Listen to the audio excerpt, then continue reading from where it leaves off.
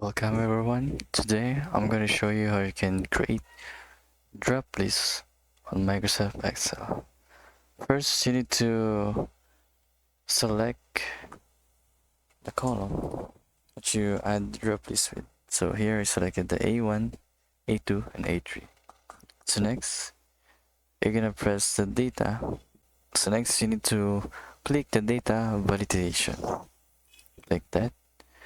Here and allow, click it to drop. Click list. And the source, you need to type something, for example, banana, apple, and rice. So make sure there's a comma and space. So click OK. And now the A1 have a drop down list of banana, apple, and rice. So you can click it.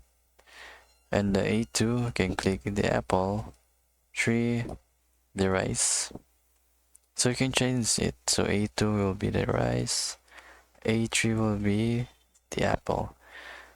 So that's pretty much it on how to create drop lists on Excel.